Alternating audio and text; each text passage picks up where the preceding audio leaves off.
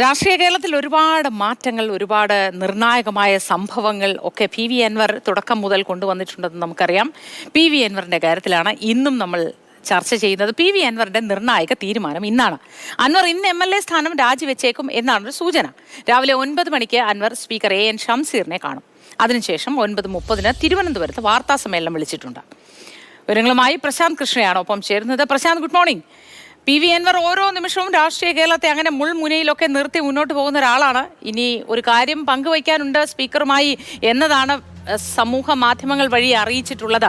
ഇന്ന് വാർത്താ സമ്മേളനവും ഉണ്ട്. എന്താണ് വിശദാംശങ്ങൾ എന്നറിയാനായി കേരളം കാത്തിരിക്കുന്നുണ്ട്. തീരുമാനം എന്താവുമെന്നറിയാൻ ഇന്ന് ഒരു എം.എൽ.എ. സ്ഥാനം രാജിവെക്കാനുള്ള സാധ്യതയുണ്ടോ പ്രശാന്ത്? Good morning Moti.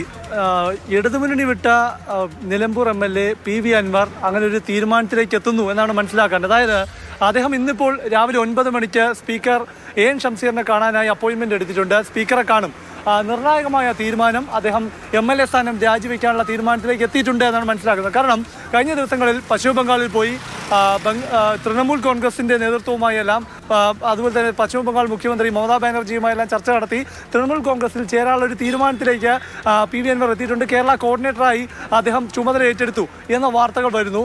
അദ്ദേഹം തൃണമൂൽ കോൺഗ്രസിൻ്റെ അംഗമായിട്ടുണ്ടോ എന്നതാണ് അറിയാനുള്ളത്. അപ്പോൾ അതടക്കമുള്ള നിർണായക കാര്യങ്ങൾ, വെളിപ്പെടുത്തലുകൾ അദ്ദേഹം 9:30 വാർത്താ സമ്മേളനത്തിൽ പറയും. പക്ഷെ അതിനു മുൻപാണ് സ്പീക്കറെ കാണുന്നത്. സ്വാഭാവികമായും അദ്ദേഹം ഇടത് സ്വതന്ത്രനായി വിജയിച്ച ആളാണ്. അപ്പോൾ ഒരു സ്വതന്ത്രനായി വിജയിച്ച ആൾക്ക് മറ്റൊരു പാർട്ടിയിൽ ചേർന്നാൽ ആൾക്കെതിരെ കൂറുമാറ്റ നിരോധന നിയമം പ്രാബല്യത്തിൽ വരും.